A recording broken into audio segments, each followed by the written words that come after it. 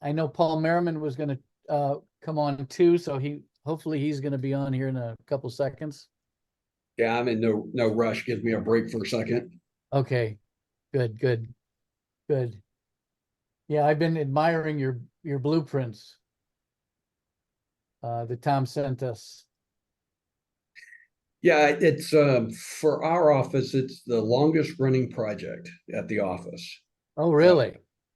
well, a lot of times we started off trying to see if we could keep the old house and what we could do to it. And then the recession hit. And so we all put it on the back burner. And then after recession, we picked it right back up. And so it's been a long time coming. But Right. the house looks good. It's holding up very well. Oh, good, good. Actually, we just had our Founders Day this past weekend. Oh, did you? Yeah. Yeah, the next year is going to be our big one because that'll be 100 years for us at the University of Florida, AGR, Alpha Gamma chapter. So that'll be big Founders Day for us next year, and hopefully Oh, we'll have the last little bit of the house paid off. So, really? That's wonderful. well, supposedly we have about 575,000 left, but you know how it is. The last 10% is the toughest. Yeah, yeah. And I saw on the website, am I correct? 35 men in the house? Yeah, so the University of Florida, in their wisdom, they wanted to have 50 beds, but we came short of $1 million on our project. So I ended up having to take a floor off of the building. And then we were able to negotiate with them to get that to 35. So technically we have 35 beds, but like you guys are about to find out, there's different trends going on. And it's all based on your house, but I think the trend is guys having maybe their own room versus Right. sharing. So, Right. but you know what?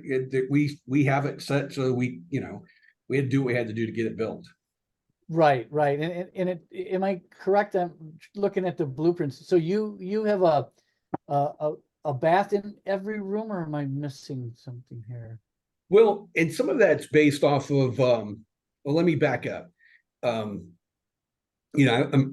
I graduated University of Florida in architecture college, and where the AGR house is right across the street from the architecture college. And I came from most of the guys I grew up with were ag. Now what was nice, there were a lot of bad things about the house, but there were some nice things about the house. And this present one we have now is the third AGR house that we have.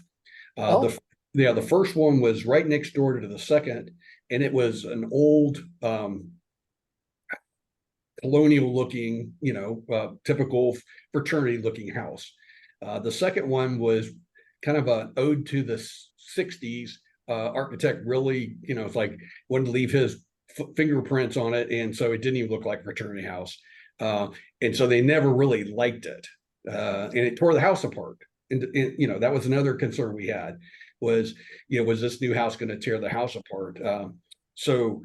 But there's some good things about the second house, and one of them was we were the only fraternity on campus that had a bathroom in the room. So we wanted to. So a lot of our bedrooms are still based off of the old design, where you had the bathroom in the room, and because it was so successful, so we kind of went with that. And that's the only way that's the only reason why we went that direction. We could have done the Jack and Jill scenarios, but the old design was actually really good for us. So how much does that add? Quite a bit to add a bath to each room. We were kind of looking at maybe doing 2 rooms and a shared bath between two. Is there a lot of extra cost in an extra bathroom? I don't know. My guess would be about the same. Now, there are things that we did that I would do a little different. Now, we took a whole floor off the building. So I had chases that, like on every floor, you could go to one location and shut off valves for that whole side of the building and so forth. But when we took the floor off, I no longer needed those chases. So there are some if you took that little bit of square footage and the 2 bathrooms, you probably could create a nice Jack and Jill scenario. Uh, and I think that's not a bad, a lot of the sororities have done that, where they have the Jack and Jill between. But then, there's still a lot of fraternities that just have the gang showers too. So it's, Right. and I don't think the gang is the way to go. I think it's Oh, either what we did or the Jack and Jill scenario. right. I think that's the way most things have moved. We grew up in the gang bathroom. What was there? 3 showers, 3 toilets, 3 sinks, or something like that on each floor. Right. For 25 people to share each bathroom. So And yeah, and that was the thing. We never had that at ours.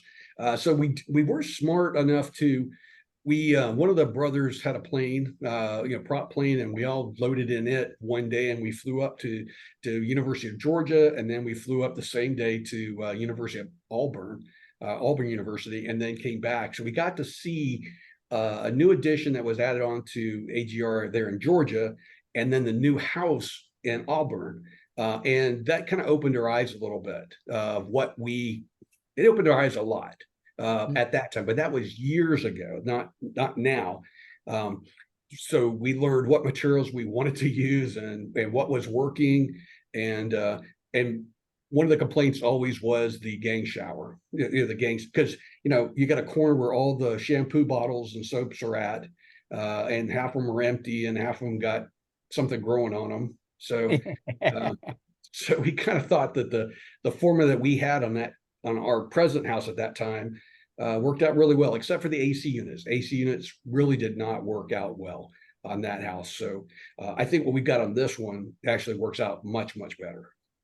So what kind of heating, cooling do you have for that many rooms? Is there several units to do so many rooms, or is it more like a hotel-ish type heating, cooling? Well, kind of, it's a hybrid of that. And my background was not fraternity houses. I mean, no, not many people designed fraternity houses. So mine's more commercial. We do some high-end residential, but we do more commercial. And so there is let me see if I can explain what the unit is. You can have your condenser outside, and that condenser can service 4 to 6 what we call cassette packs. And so that condenser is doing all the cooling all the coolant and sending it to each one of these what we call cassette packs.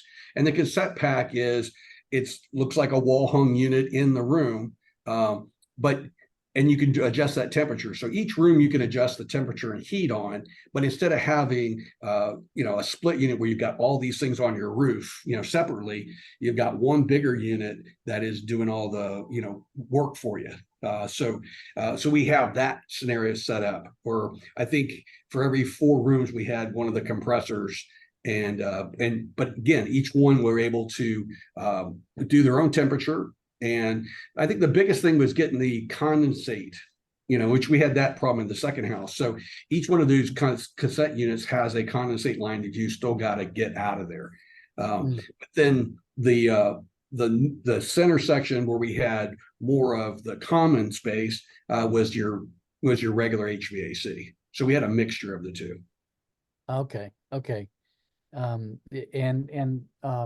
noticed from the blueprints, you have a fairly large commercial kitchen. Is that correct, with a cook? Yes. Yeah, so I can explain why we did that. Now, again, a lot of it was how we worked, and there's all kinds of different definitions of what kitchens and delis are now. So for us, AGR has like one employee, which is the cook. Now there are, let me back up too. Very fortunate. My wife we met in Gainesville, got married afterwards. She's a Kappa. So because Kappa Gamma was right next door. And so she's been part of we've also been part of helping them expand and do some stuff. So the Kappas over there are part of it's called fraternity. It's not fraternities. There are groups now that you can actually have cook for you and bring those meals to you. And they use a kitchen someplace, and they'll make those meals, and you can go on your apps, and you can understand, like with girls, they've got all kinds of different things that they want. Some people are gluten-free, some aren't. I mean, guys are just happy to have food put in front of them. Yeah, rock on. Right. So, but the girls, they can go on daily and see what's there, the availability. And so these kitchen scenarios, you don't have to have the big kitchen anymore. There are groups out there that you basically, you could contract with that will make the food bring to you, and, you have it all ready to go. So you might have a smaller, like, kitchenette, and that kitchenette may have cereals and milk and microwaves and small refrigerator and stuff to keep those things. So the definition of what a kitchen has changed a lot, mostly with the pandemic. That helped change it. So they've got ghost kitchens out there cooking and then bringing around. Now their sell to that is they could be more efficient, and it'd be the same price if you had a cook and you had a kitchen. Our problem is we have a great cook, and Chef Bryant is there, and he's followed us for years, and we have a history of having, cooks that have been around forever, and so, man, when I was there, it was Ethel Mae Jacobs, and she's like, Ethel is an institution, she was a black cook, if she put her teeth in, that was me. It was Founders Day and everybody was coming to the house. But she cooked for us. So we have that, that history. So they wanted a full kitchen and we did it all brand new. And we shopped that equipment online. And so I know we got our price down about half when we were done. We just worked that kitchen price. But it's got freezer, refrigerator. It's got a line where, the guys can go in and get their food right there and put their dishes back in and get back out. Now, the reason why we have that line is some of the guys work. So at night, we can close off the kitchen completely, have that one center section, still has microwaves and some milk and some cereal. There's a small refrigerator in there so they can get their meals. In other words, Chef Bryant will he knows a couple guys are working, he'll put it in the refrigerator, and there's microwaves there and so forth. So, that's kind of like having a mini kitchen without after hours, without having someone go in there and start taking food out of the cooler or freezer or messing with the equipment. So that's very interesting.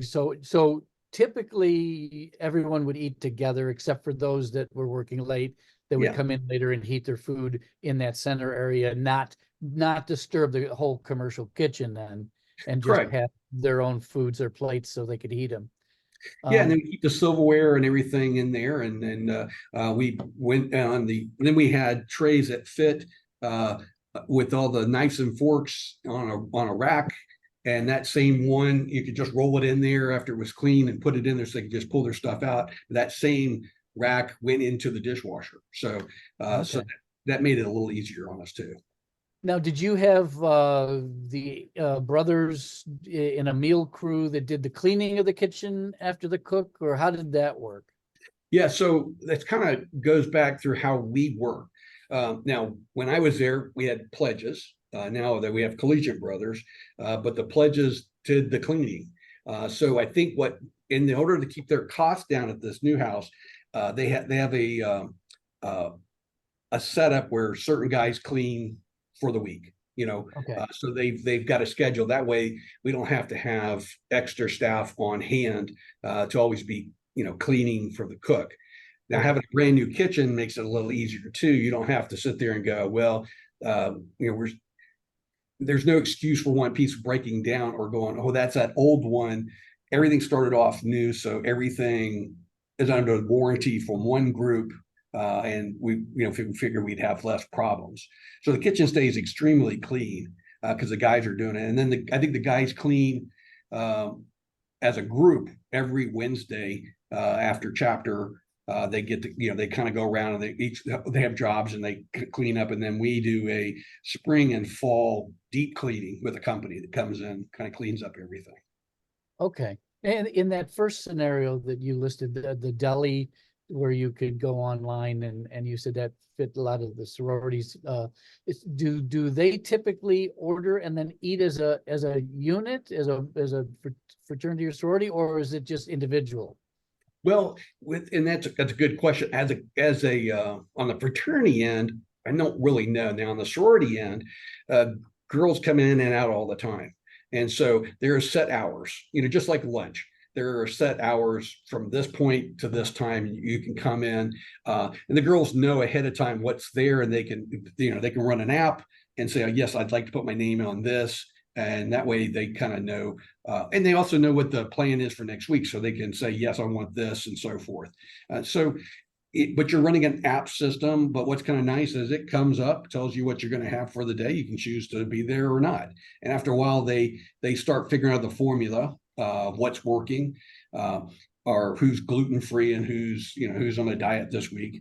But I think dinner's is set up just like the guys. There's a time when all the food comes out, and maybe one of the girls goes, okay, I'm going to be late, so can you put that in the refrigerator on the app, and it gets put in there for them. I see. Okay, that makes sense.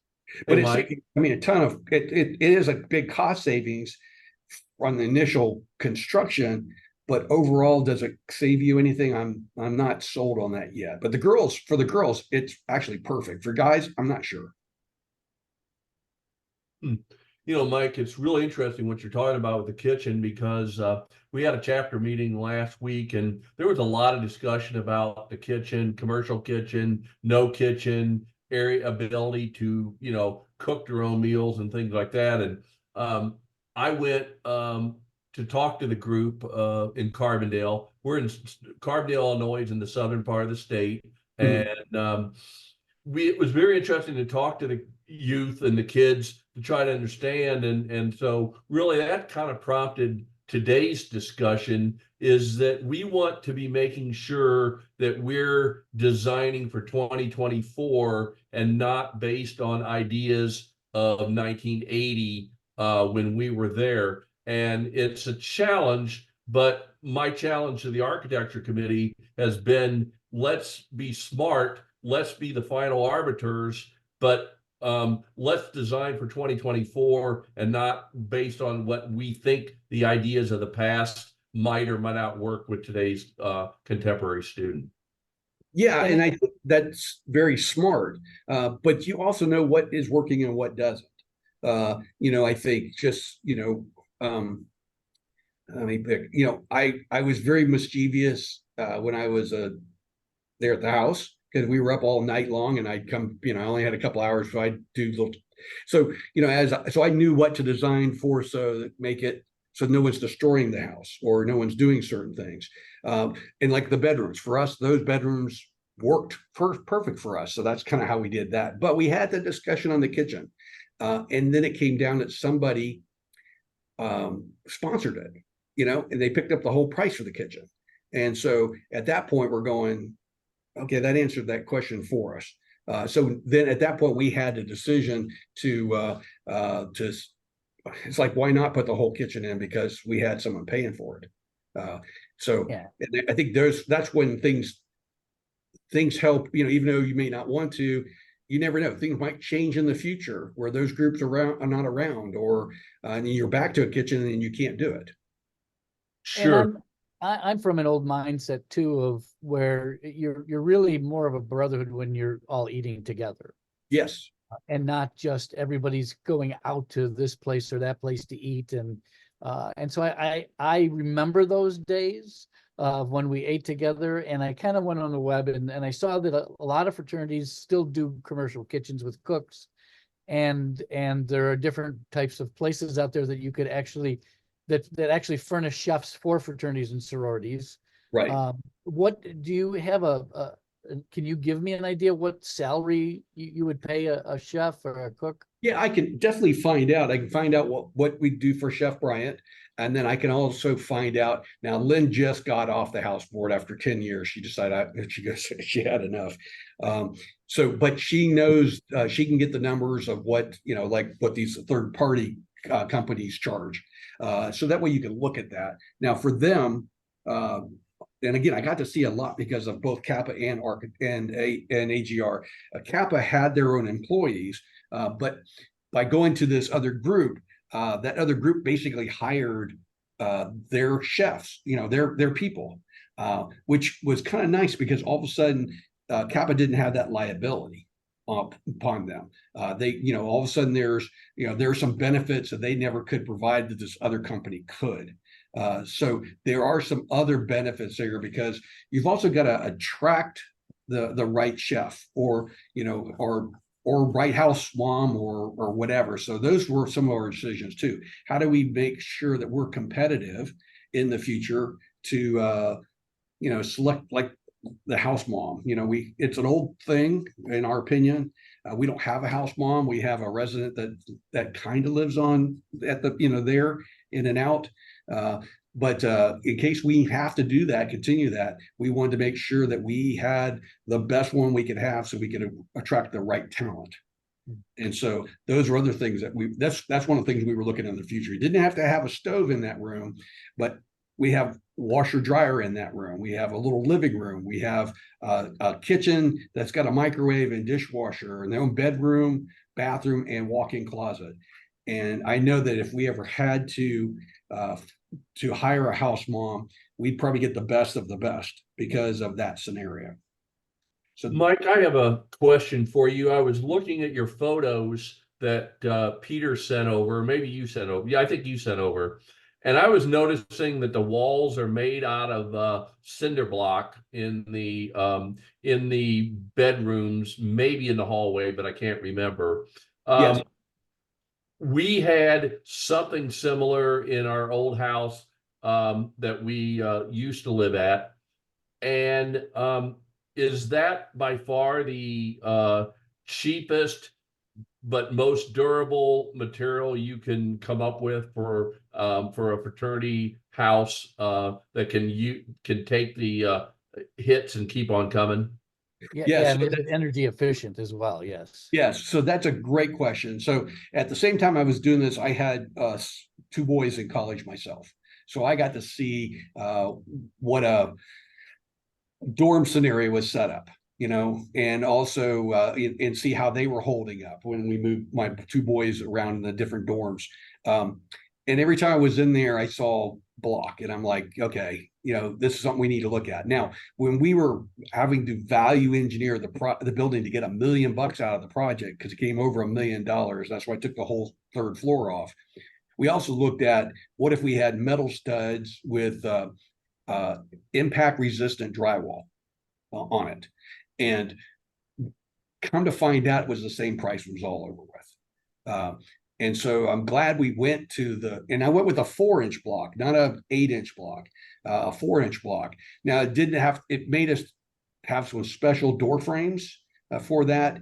And there was a couple other little things, but on the exterior perimeter though, we had 8-inch block on the second floor, and we foamed the inside of that. So we got a great R value, and we had brick on the whole building. We had to take brick off 3 sides, but it has great R value, and the thing is holding up. We had one brother. The only thing I've had that's been damaged so far was one brother left his keys, and he was too lazy to go down and get the master key from where they hide it down there, and he decided, he could with a 2x6, he could probably just bash that door and get in his room. Well, he put a hole in the door. The frame and the wall didn't budge. So we were smart. We got plastic laminate on the doors. So they're a wood door with plastic laminate because we knew if it got beat up or scratched, we could just replace the plastic laminate. And that's what we did. So I'd say the scored block is the way to go, definitely in the rooms. And then we've got wood, like a rail inside of the room, so they can pin and instead of putting holes in the wall, they can hang things from that wood rail, flags or whatever things, so they're not drilling into the wall. The other thing too is when we went up to Auburn, they had a brand new house out of drywall and so forth. And I don't know if that house was maybe 5 years old.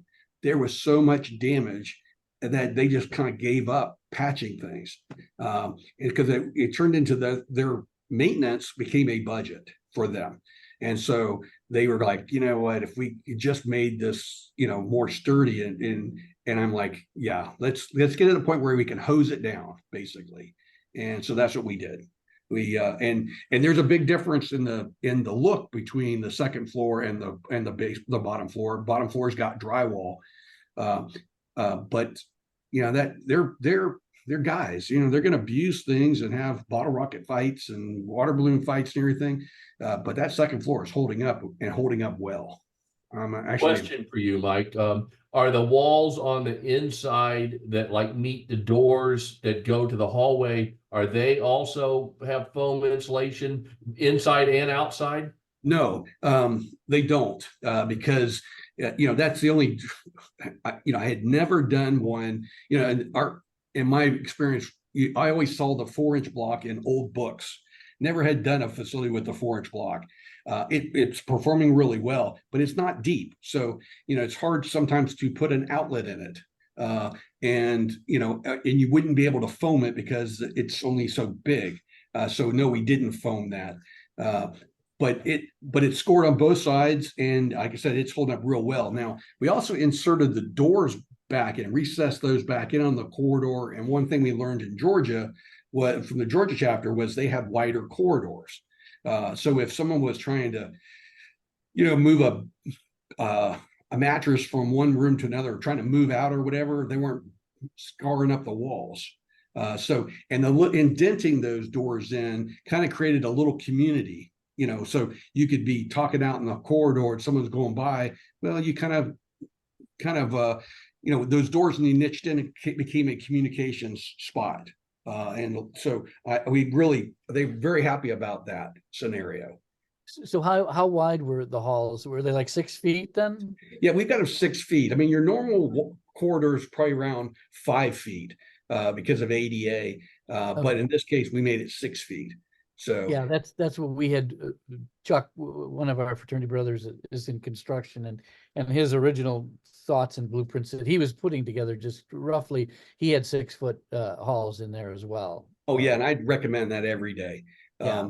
One other thing that we did was, and I know this is not answering your question on the difference between 1980 and now. Well, let me go back to that. One thing that we didn't figure for, and the pandemic changed things.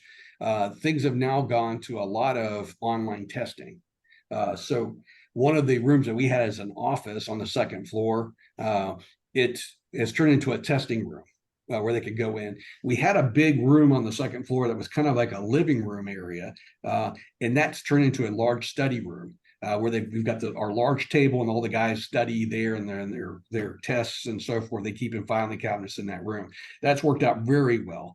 But the office isn't working out as well as I'd like to. Now, in Kappa's, because we were renovating something, we took a little bit out of their study area and created little rooms, little pods, where they could actually go in and take their tests. And I'd recommend that from now on. I don't see that changing one bit. There'll be more online tests than ever. I mean, this weekend when I went in there, that office had so many screens, and I wasn't sure how they were doing that. But I know that Kappa's, the one that Lynn designed for Kappa, was really nice. It was almost like a phone booth scenario, but well insulated. They had glass on the doors. You could close off the screens if you needed to go in there. You got a shelf and you take your test, and they seem to love it. We did too, and I would say those are the type of things that are not going to go away. Wow. Quick question. Oh, sorry, Tom, go ahead. No, go ahead, Rick. I'm going to gather my thoughts and say it better in a minute if you say it first. Well, I had a question. I was just going over some of the blueprints here, and one of the unknowns to us, because we never had to deal with it back in the 80s, was an elevator. Are they very expensive to add to a house? Well, okay, so someone else had reached out to me, and I looked at a plan and a set of plans, and I can't remember which chapter it was, and I was surprised that in their state they treated the fraternity house like a residence. And it didn't have to have all the requirements of what we'd have to have here in Florida. So in Florida here, there's a section of the codes that under fraternity and sorority houses, it treats it more like a commercial building. And based on that, it's required for us to have an ADA access or elevator for the floor. Now, I will have to say, a couple things we did right was I put a third staircase in the building. I've always told myself, when I design, try to get that third staircase in, because in our chapter, the guys are fitting the bill for the electrical. So they actually have been turning off the elevators in order to save power. And they've been taking the third center stair up and down. But for events and so forth, they turn the elevator back on, and it's great for getting stuff up and down. But the code requires, in my opinion, code requires you to have an elevator. But we put in one that, I've been putting in all our buildings as kind of a self-contained one. So it does, it's not a really expensive one, but it just enough to meet the codes and the abuse. Wow. Is it a couple $100,000 to add an elevator to a building, or I'd say it's about 150,000 probably. 150,000? Okay. Yeah, it'd be my guess. Wow. Okay. Mike, I have a question for you that's kind of from a different angle than just architecture, but it's something that we're grappling with on our end, because just like your group, you moved from an off-campus onto an on-campus situation. And to give you just a briefest of history, we were on campus up until the 90s. We moved off campus. And so our dream is to return to Greek Row on the SIU campus. And one of the things we're grappling with is how to set up an agreement with the university. And so I'm going to ask you kind of a couple fine points, put a kind of a sharp point on how you did it at Florida. Did you sign an agreement and with the campus, with the university, to build on the campus property, or can you just dig into that a little bit for us? Because I would say that's if I had to say 1/3 of our challenges right now, that's 1/3 of our challenges to get that piece of the puzzle figured out. Yeah, so let me explain what we did, and it just all the pieces of parts seem to fall in place. As I told you, we went for a period where we weren't doing anything. We couldn't get anything off the ground. We had looked at building in our same exact spot because we weren't on Fraternity Row. We would love to have been on Fraternity Row too, but we were right next to campus, across the street. The location was perfect. I mean, it was this location. You couldn't ask for a better one. But we were all sitting there at a meeting, and someone, all of a sudden, Gainesville property just went up in value. Everybody was looking to build apartments and so forth. And we're sitting on a conference call talking about it, and then somebody who was a realtor said, "You know what? I know we could sell that property for $3.5 million." And 6 years before that was only worth $800,000, and we were like, well, if we could sell it for 3.5, let's sell the damn thing. And then next thing you know, someone else, it was just all fell in place. Someone else said, well, the university has got a plan to put in 3 new sites on Fraternity Row, and they'll put all the infrastructure in, and they'll lease it to anybody at a cost. Now, they didn't do the 100 years. Now it's a 50-year or whatever, but you pretty much, they're going to extend it to the 100. But you'd be building on their property, your fraternity house. But but each slot was $400,000. They had $400,000 in each one of the lots based on the infrastructure, and they had lighting and pay, and the parking was in the back and so forth. And we're going, man, we could sell it for 3.5, take 400 of that, and buy at least one of the lands and then build the house for 3 million. Well, it cost a lot more than 3 million, but that's what our thoughts were. And so all of a sudden so yes, we were looking at the same thing. Was we wanted to be we wanted to be in the fraternity row. We had never been on fraternity row. We'd always been off of it.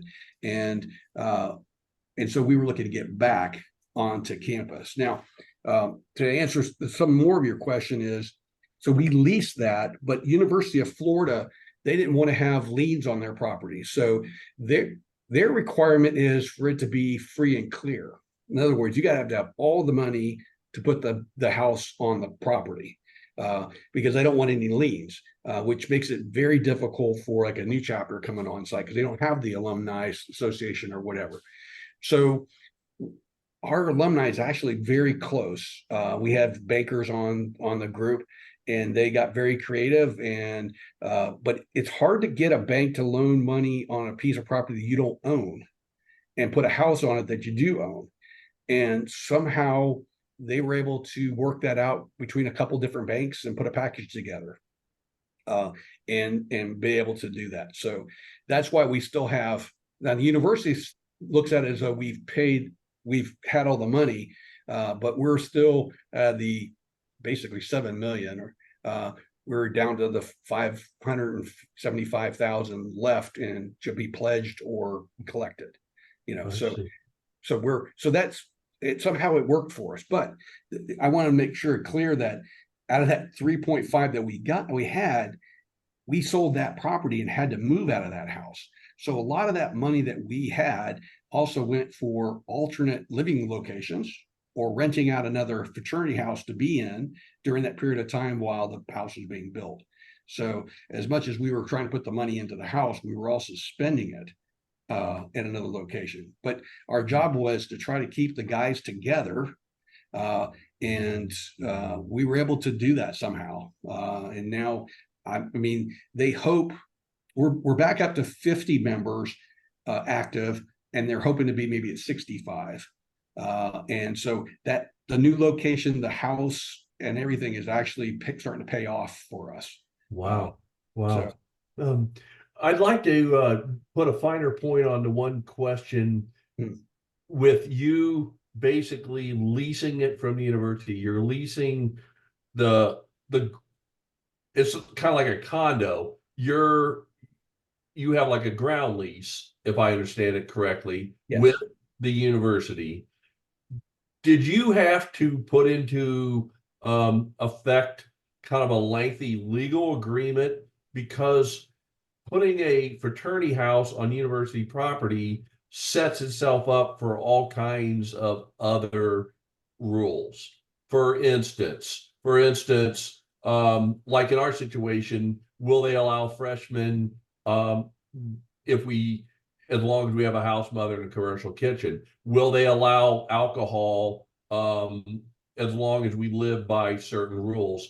And so what we've uncovered is a great morass of things that we feel we need to settle with the university before we sign a lease with them for 50 or 99 years.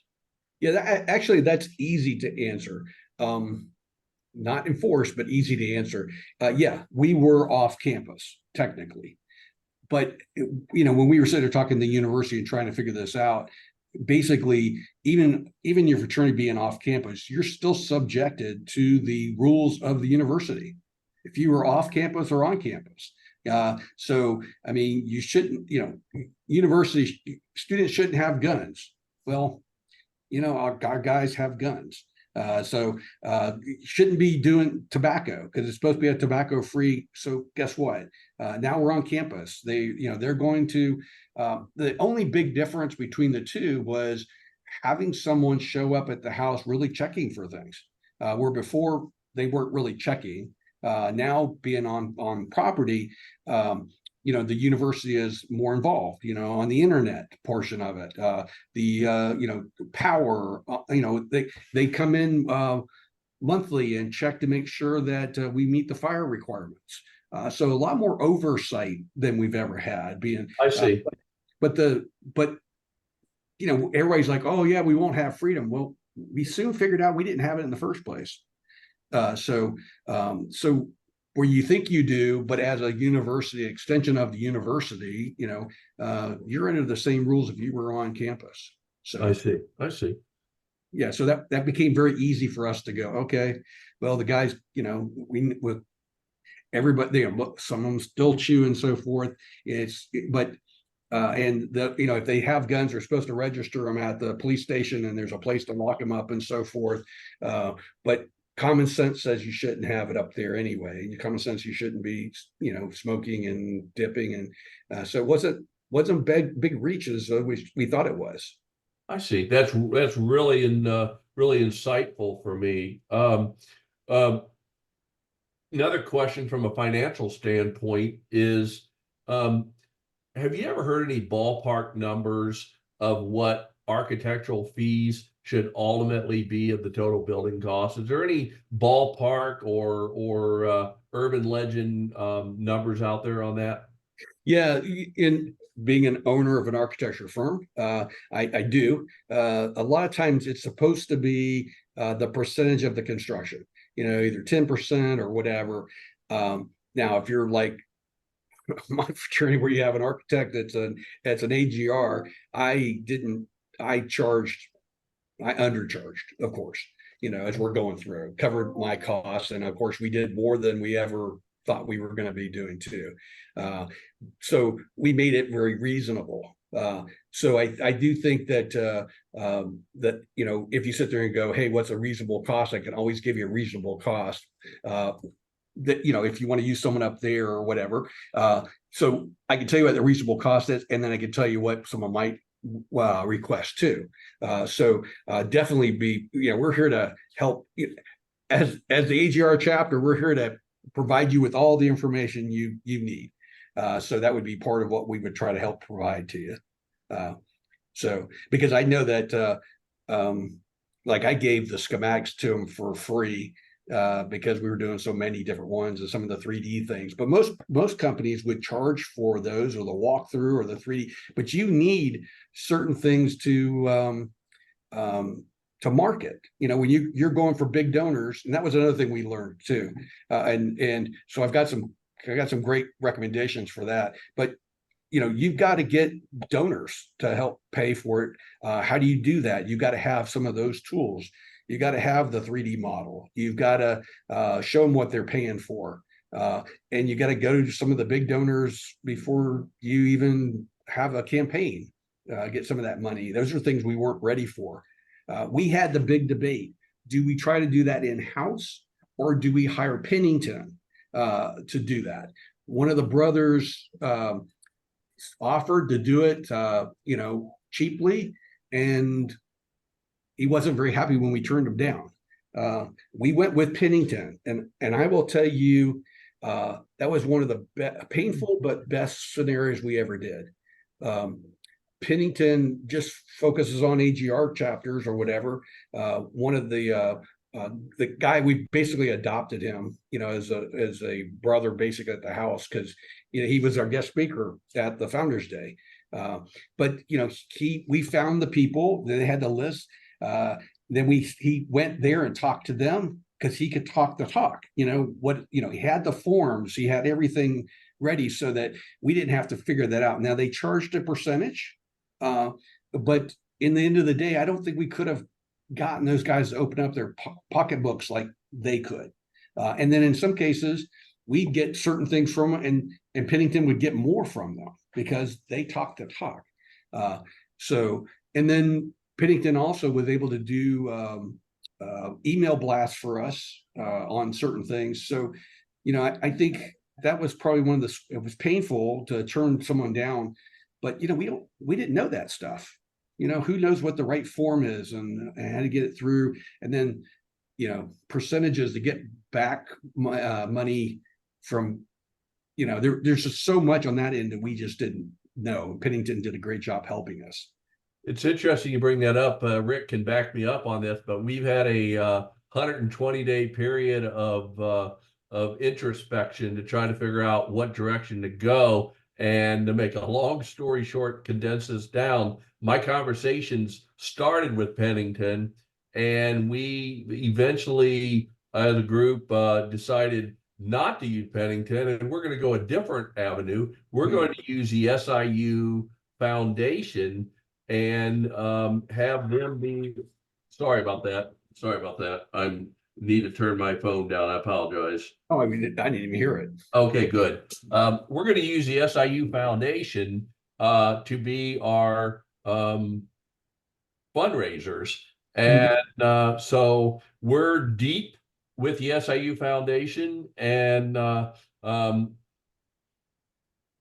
it was tough to it was a tough pill to get the group to decide to go with the foundation, but that's the direction we're going, and so now that's how we're going to raise money. And so Pennington was at the top of our list.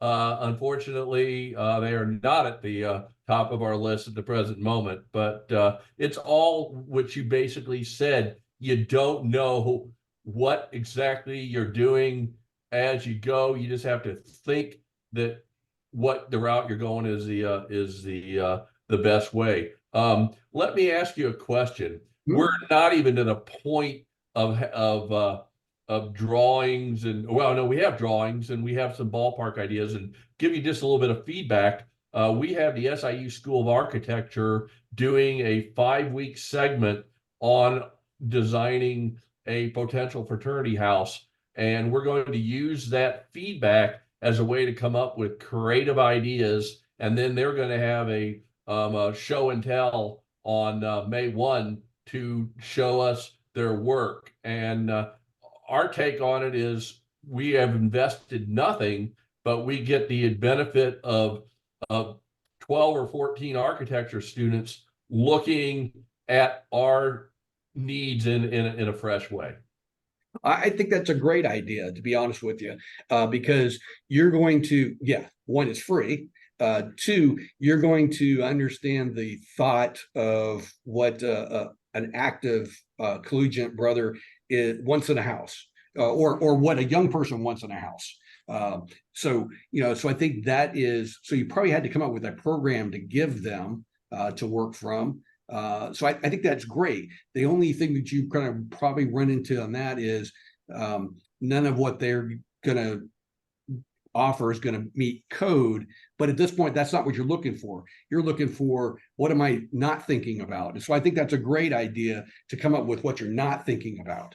And that's kind of the way we're looking at it. Rick and his team are meeting with the professor in School of Architecture tomorrow morning to take it to the next level. And here's another question for you that's just random off the top of my head, that we don't know where we're going to do in terms of an architecture firm, but let me just ask you straight out, if it worked out and you felt comfortable with it, knowing that there's a lot of other decision makers besides Tom Meyer, would you consider looking at this project to help us design it? Yeah, absolutely. We had we kind of, our AGR house has a little bit of everything in it. And so unfortunately, sometimes I'll be talking to someone, I'm like, well, on the AGR house, we did this and this, we did that. So we actually had a blast doing it. And I think that that makes a difference too. We're kind of a, how do you explain it? We're not a 50-man firm. We don't ever want to be. We're like a 15-man firm. And our background is both architecture and interiors. And so when we were going through the stuff, our interiors group, we understand how buildings need to be used and the formulas around percentages of, sometimes, I don't know how many times we have to go into a building and fix a building, or it wasn't designed for the proper dimensions, and so you can't get the most out of it, or how do you really define it down? And so for us, we had a blast finding different finishes that worked with the place, and that also kept our budgets, and did we need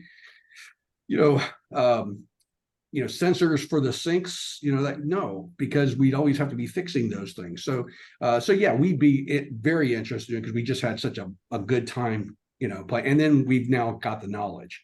But I would always tell you, if you've got a better one that's local, that's a good plus too, because Absolutely. they're going to know some of the ins and outs that we probably don't know. But Florida is one of the toughest. Florida, California, New York, they're some of the toughest ones for code wise. So Yeah. Oh, that sounds good. license in other states.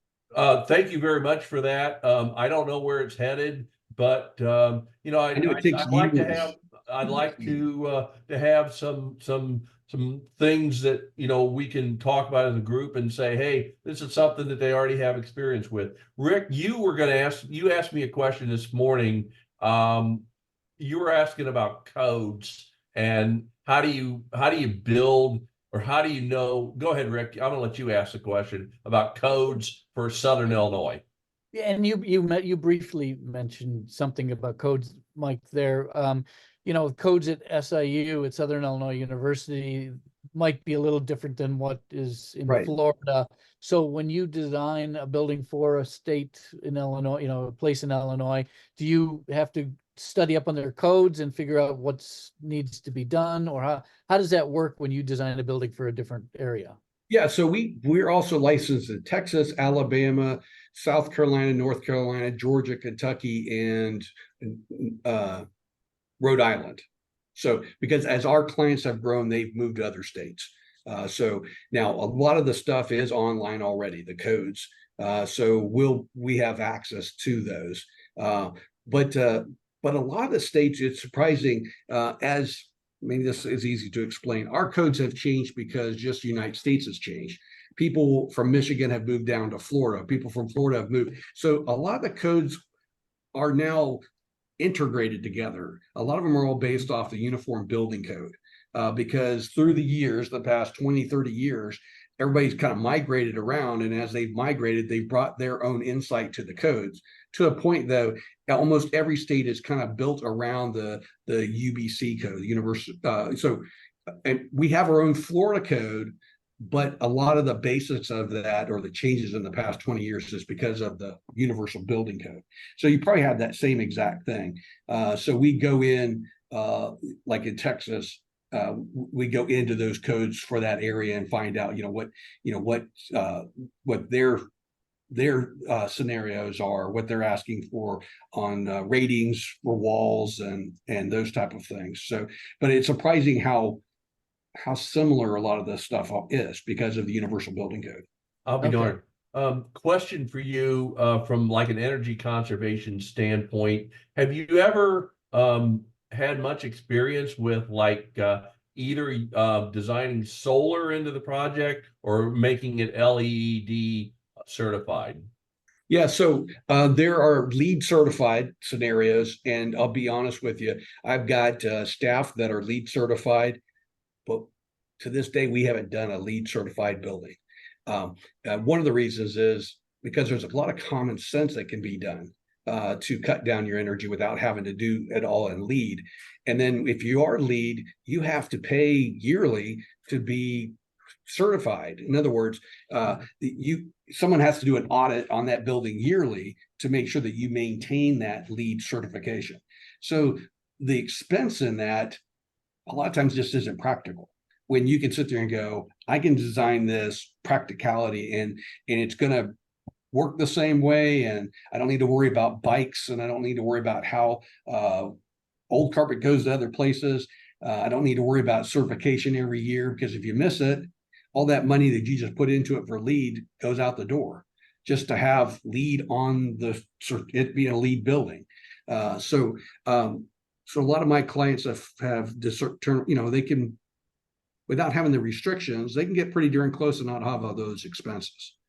So maybe that helps answer some of your questions. That really did answer my question, because I've read really both sides of that equation. And if you can design a building that saves that energy up front and gets a job done, who needs that extra cost every year? And when you're dealing with changing people, changing boards, things can slip through the cracks. And we have a situation now where with changing people and changing treasures, something serious has slipped through the door, and now I've got a big fat mess to be working on. And so why overcomplicate things if we don't have to? And then the second part of that question was, do you ever do much in the way of and is it even economical solar power?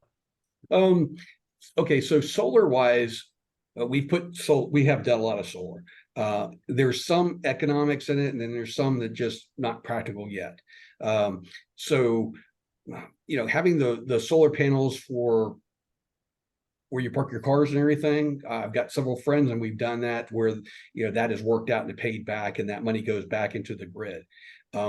The biggest problem right now is still the technology. If you have a house and you've got solar panels, they've got residential battery scenarios perfected. They just don't have the commercial end of it, in my opinion, yet. So as we're setting stuff up, we're setting things up so you can add it in the future. Make sure we've got the right panels in the right places, and think about that kind of thing. So it can be set up. But right now, in the next 3 years, people like Generac, they're going to have that power box battery, perfected, so that they can start collecting it, storing it, and paying it back but they just haven't gotten there yet. So I kind of recommend everybody just to set it up so it can be added. You've got you figure for the where that battery is going to be put at, or where those could be put at, where charging stations might go. So when it is, get conduits in the ground ready to go. So when it does get perfected, you can then do it at that time. Sounds good. Sounds because you can good. still load do the roof loads and so forth for solar, but it's still based on how the building faces. Your best light is south for us.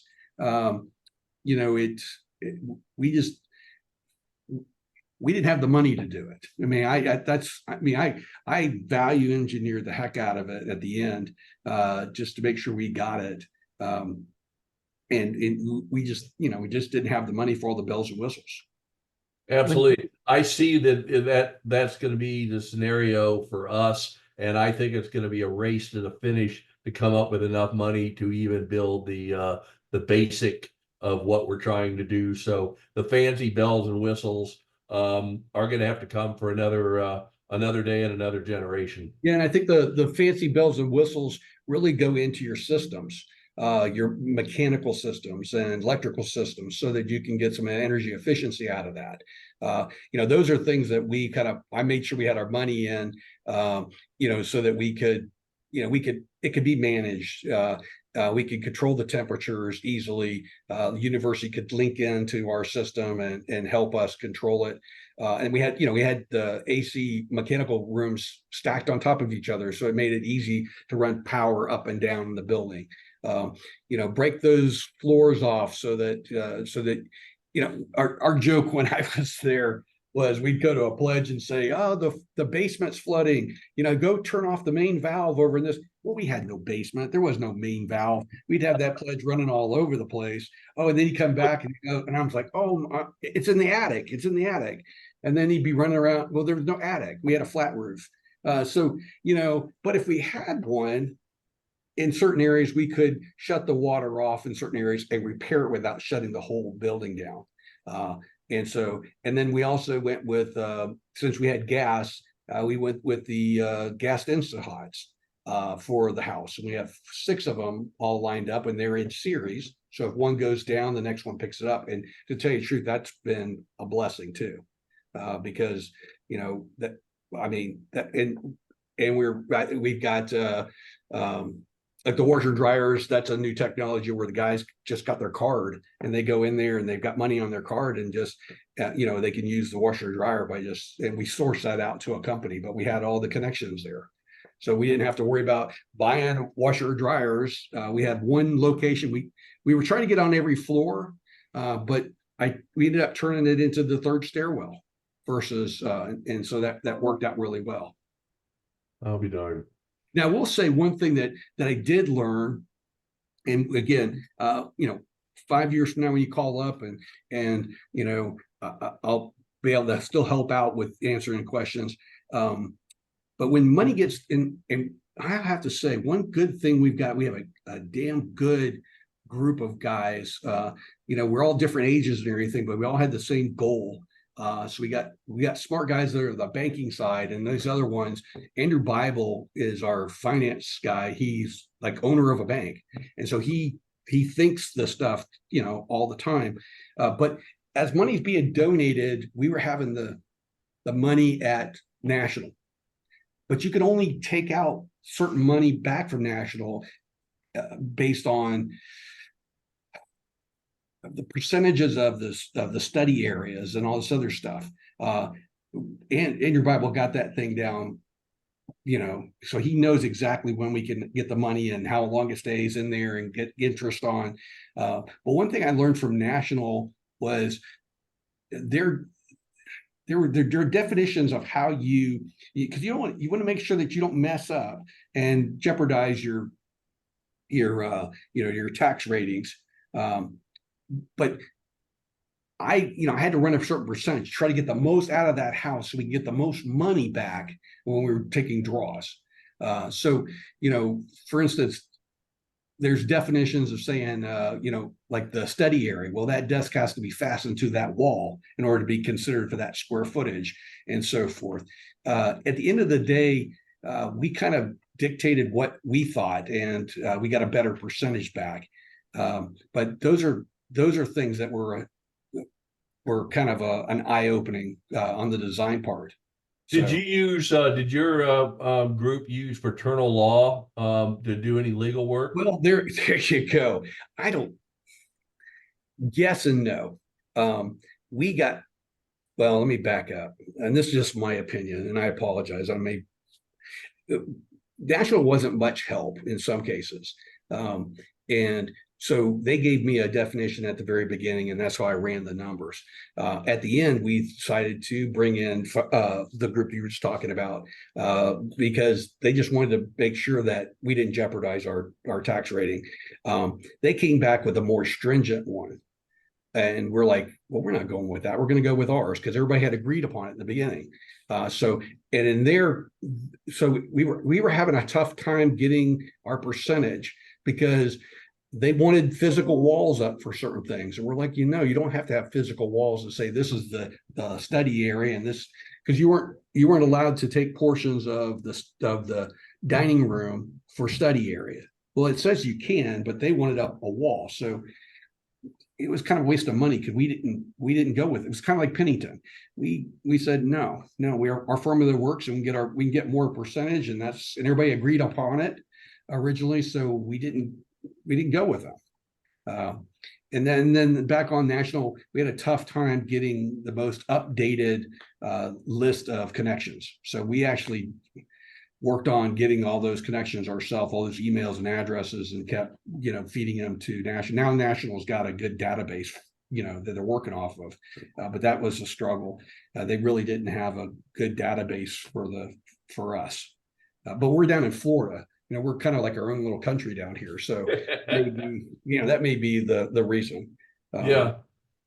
Long ways from Kansas City. Exactly. No doubt about it. No doubt about it. Rick, I'm not here to monopolize the conversation. What other questions do you have, sir? I think most of them have been answered. I had one observation, and I just was curious about it. I noticed that on the blueprint, you've got your dining room, your game room, and then kind of in between, sandwiched between that, is a men's and a women's bathrooms where there's like 3 toilets in each.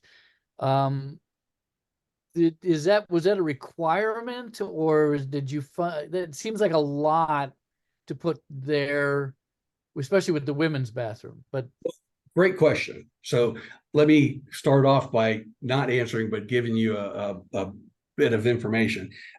One, I don't know how many times we have a sorority girl bring their parents, have no connection to AGR. Their parents want to see what a fraternity house looks like, and they bring them to our house. One, because it's clean and the facilities are nice. And so I mean, just random people will just come up to the house and say, "Oh, my parents are here. Can I show them what a fraternity house looks like?" And those parents will end up using the bathrooms. So that's one. So we're really happy about that. However, you notice we don't have a chapter room. First of all, we had to play that game. The third floor had the chapter room, and actually on the second floor we had a big study room. When we eliminated the third floor, we decided that our dining room, like we had been doing it for years, was going to serve as our chapter room too. Why have a room just sit there, not being used all the time, kind of all the time? And then to get the 35 beds, we turned the study room into like studio apartments. So you had a living room and you had 2 bedrooms that 4 people could, basically be in that little studio. And those are very popular of all things. Bigger bathroom, the living room, and then they have the bedroom. Now, guys are paying extra to be singles in those rooms, but those things are always being taken advantage of. Now, back to your question is, there's 2 ways of running the plumbing counts. You run it off of occupancy. So that dining facility, that large dining facility, we have to figure for 1 person for every 15 square feet. And that's how you calculate it out. And so on that bottom floor, you have to, once you calculate all those people, you have to have the toilets to service those. And if you have a big party there, you have to have the bathrooms to service that. The deck has to also be calculated out. So all of a sudden you got this big facility there. One of the things I was running into was when we had the chapter room on the 3rd floor, that's a big meetings facility too. But you can't play with the codes and say, look at the building as one and say, I have all these bathrooms that are available to everybody. And that should, so don't penalize me because I don't have this big, public bathroom. I have this many available in the building. But we still wanted nice bathrooms. So they're very nice. They stay clean, but for parties, it does its job. It actually is. And then that game room, we basically have told the boys they can do anything they want to decorate that game room. That is their zone. Everywhere in the house, they have to get permission to do other things. But in that game room, they can do whatever they want to. And we have pictures of the 2 old houses in there, so they get the semblance of that. And they do whatever they want to. But they have to leave the formal living room alone. They have to leave the dining room alone. They can't pin things to the walls and so forth. So that having that bathroom right there works out really well for them too. That's very interesting. Now, that was one other thing that we did. Now, a lot of stuff is based off of our history of how we use the other house. We never had the great thing about this property was like on the side of a hill. So we made this one section on the top of the hill. There are not many hills in Florida, by the way. Kind of a small public area. So as you come in, you got a formal entrance, and we also had the house mom on that floor. The elevator was on that floor, and we had a formal living room. We had never had a formal living room. We always wanted to. We couldn't keep it clean. The guys were just destroying it every time we turned around, replacing carpet. So we made a small formal living room up there. And Bernie Lester, great guy. I love Bernie. Bernie calls, I answer. He donated money for the furniture, and we put the furniture in it, a little bit more updated furniture. Lynn picked it all out, and it stays clean. So when someone comes to the house now, like we want to talk to a parent, we have a little room to go to talk to the parent that's not been destroyed.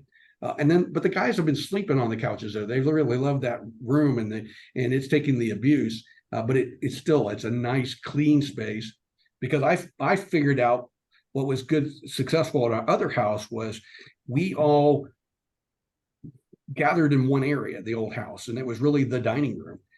So we made the dining room kind of the living room of the house on this one. Everybody goes there, everybody interacts, they sit, they study, we didn't need a huge living room when the dining room was really our heart of the house. And if you look at the plan, it is the heart of the house. So, okay. Very interesting. So, you got to sometimes go, okay, how can I use things in the future? I think you're going to have multi uses for rooms. And so I think if you can design it, those type of things, formulas change, activities change. So you got to be, ready for it being having a second use. But I think that dining room for us, chapter room, heart of the house, center of the house, they have parties in there all the time, and it really works well. And then the deck. The reason why we have the deck is at the old house, we had a deck on the second floor that leaked into the first floor all the time, but just a faction of the group just loved the deck. And so we're like, well, we're not going to have it over an air conditioned space anymore. So we built an outside deck that they could party and they could do barbecues and so forth. And it has been a wild success. So that's why we have the deck. Okay. Wow. I have another question. I don't know the best way to ask this, or even if you're going to be able to answer it, but if you have enough land, is it better to build a one-story ranch house? Is it more economical cost-wise to build and to heat and cool than to try to do several stories? And I can answer that one for you too. I've been to University of Alabama, and when they moved a lot of their fraternities out to build that stadium, that they gave them bigger pieces of land. And also at Auburn, they moved the fraternities and gave them huge. I would love to have the land that they've got, and they built this big 2-3 story Taj Mahal, and they've got the barn in the back. Love to have a barn. We would love to have those parties off into the barn. It's always cheaper to have it on one floor because you're not paying for the elevator. You're not paying for the loads so it's always cheaper to do that. But you're sprawling it out to the point where you may not be interacting as much, or have that separation. What I think the guys like here is they have their rooms upstairs. They're separated off. That's their zone. And then anybody else comes in, there's the bottom zone. It's like the public and the private. And I think when you've got it all on one floor, you may not have all that. But land is not cheap anymore. Yeah. So that's why we go 2 and 3 stories, because land's not cheap. Because we have at SAU, we kind of looked at where our old house was and how much land there was. And we're able to put the chapter room, the dining room, the living room, the house mother's room, the kitchen, and everything kind of in a central location, and then create a wing off the one side and then kind of turn it around Right. 90 degrees and come back. So you've got like a courtyard in between. And so all the rooms are kind of off, but all the living area is together at one level. And we were trying to think, is that going to be more economical to do something? Yeah, I think it would be. I think it would be more economical. Yeah, because you're not duplicating stairwells. You're not, so I think it would definitely be more economical if you can get it on one floor. Okay. And zone it that way. Yeah, absolutely. Okay. Yeah, we're trying to see if there's a way to save money as long as we've got the land available. Okay. And we put the old house, because the old house was kind of sprawled out like that, but it was several floors because it was 50 people. So you had 20, what was it, Tom? 25 and 25 rooms. 25 and 25, something like that. 2 stories, and now we're gonna have like 26 and then turn it for the other. So it's not that much more land that we're using, but maybe all on one floor. Yeah, and it also comes down to amount of parking you're required to have, and those type of things too, that start dictating if you're holding your own retention, or if you do a barn on the outside. I just love that barn that Auburn has. It was just, we were just drooling over that thing. But one of the things we were also looking for at our house is get back to a traditional looking fraternity house. That's what really tore the house apart. So, I mean, would I have designed a Georgian looking fraternity? No, but it actually pulled the house back together. And at no time did we really, I'm not saying no time, we had people coming back and saying, let's buy the old house back from Kappa because the Kappas took over our house and have transformed it. It's much, much better. We never would have, 1924 wouldn't have lasted. So we still had that faction, but when they realized how much it was going to cost to buy the house back, they were like, no, we're not going to pay, 12 million for that house. But giving them their idea of what a fraternity house needed to look like, back to, having the columns and so forth, that was the key for us. Now, it may not be the key for you, but for us, this house actually pulled the house back together. So yeah, okay, I can see that. And in the drawing that we're looking at, what the Chuck Schaub was trying to design was kind of similar to what we had before, and it actually had a front porch with columns that were holding up, it's going to give you that height, but in some cases, to get that height, you have to do a 2-story scenario. Right. Yeah. But for us, having the hill actually helped us, because technically it looks like it's a 3-story building, but code-wise, it only had it qualified as a 2-story building. So we were able to do. We didn't have to have all the ratings of a 3-story. We could say we were officially a 2-story, even though in the back side of it is really a 3-story building in the back. Mike, quick question for you that I just thought of is, I imagine with the water table in Florida that there aren't very many buildings with any kind of basements. Is that correct? Yes, but no. Our downstairs is kind of like a basement for us, because it's in the side of the hill. So we had to actually put in a whole drainage system on the front of that. We have that bottom part, half of it's underground. On the backside of the hill. So we have a whole drainage system there. And as you see, the water, and we have clay in that area too. So we had to replace a lot of the soil in that spot to put in better soil. So we had the challenges of like a basement. I see. Because from a broad viewpoint, let's just say we're building our house on a flat piece of ground, no hill, nothing like you have.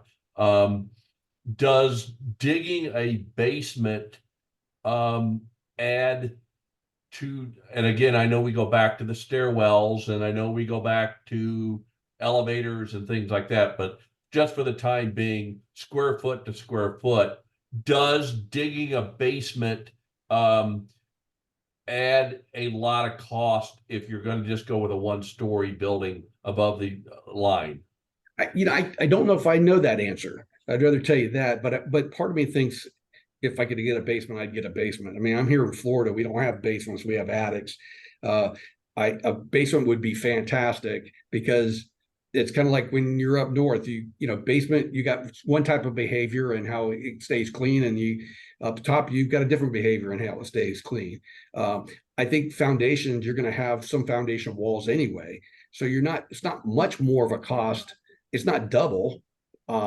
But so I think there's savings by, you're adding more to the building by doing the basement for a fraction of the cost, because you still have the foundations, you still have some of those walls that you need to do. So I think I'd go with the basement every time. Do you need an elevator if you put a basement in and there's no living spaces? Yeah, you do. Yeah, You do. Everybody has to have access to the different levels. And egress, if you do something with a basement, so I mean you're putting in those windows for egress, from a basement level, but I'm thinking along the lines of expansion and how it would be to expand if you had a basement, even a partial basement underneath your building versus adding a full-blown wing. And so I know those are things that we'd have to really dig into, but it's just really off the top of my head asking you that question. I'd never even thought of it till now. Well, and we had to think about that too. When we took that full 3rd floor off, they were like, "Could we put it on in the future?" And I'm like, "No, you cannot put it on in the future," because we went back in and redesigned. Oh, my wife also works for me. Hello. She gave me the stink eye from the conference room. My we're, truck. We're finished. We'll let my you. Truck is big. I got to pick it up by 5. But we had to resize the foundations or anything, not to carry extra load. So we would never add on to it. I designed it because there were savings, in the size of the foundations and in the rebar and everything. So we went back, and so you can't add, I would say if you ever did add on, you're building another wing too, Okay. versus trying to really rework what you've got. It's probably a lot cheaper to just build another wing onto it than try to retrofit something. Sounds good. I did not mean for this conference to No, go I've long, and enjoyed I it. apologize. No, I've thoroughly enjoyed it, and you can tell we really. I'd love to even introduce you to some of the ones that we've got. I mean, we're a very tight niche group, and there's a lot of guys that we branched off in different committees that were in charge of certain things, and we would be glad to share the knowledge that we've got. How we worked, the group that worked with the university to do their land lease and how they had to do that, how the group that worked with the banking, how they figured that. So we're here to help out in any way. Why we made had to do it to figure it out ourselves. We've kind of, and not saying our blueprint is right, like you said, you didn't use Pennington, which is, I think that's fine too, but you have a system set up. So we might be able to tell you some of the pitfalls that we had if we would do it a little different. So it sounds good. One of the things I think about, as I try to get everybody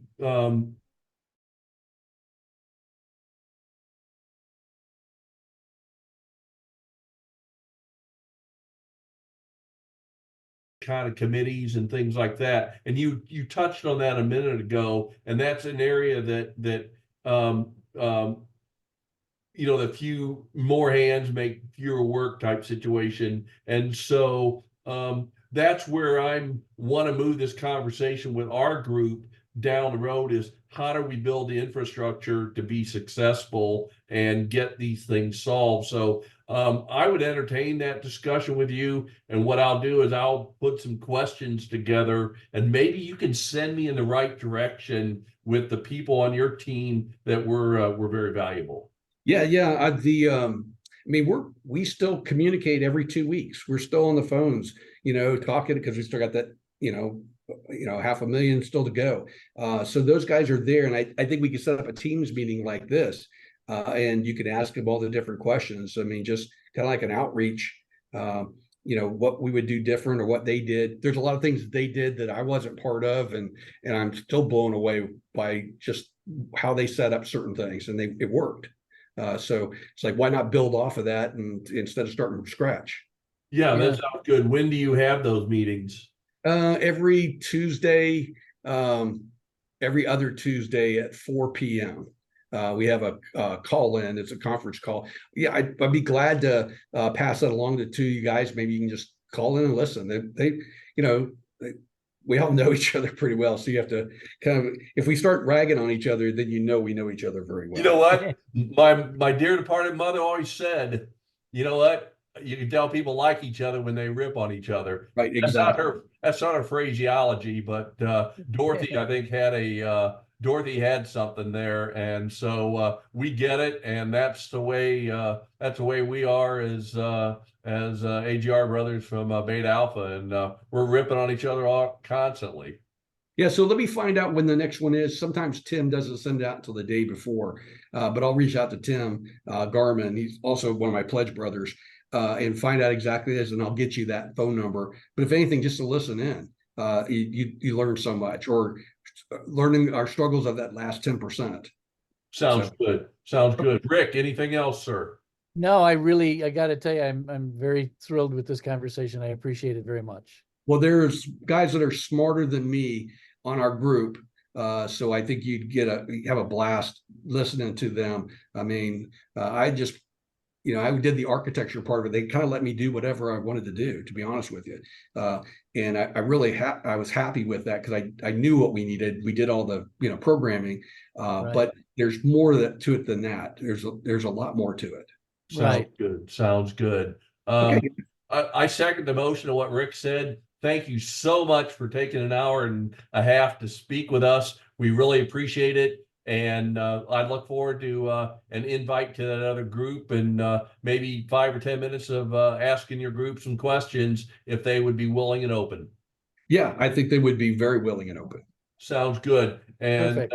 from our group to your group, thank you. Oh, Thank you. no problem. We're here at any time to help out. Excellent. Thank you. Thanks, guys. Okay. Have a Bye. great day. Bye, Michael. Bye-bye.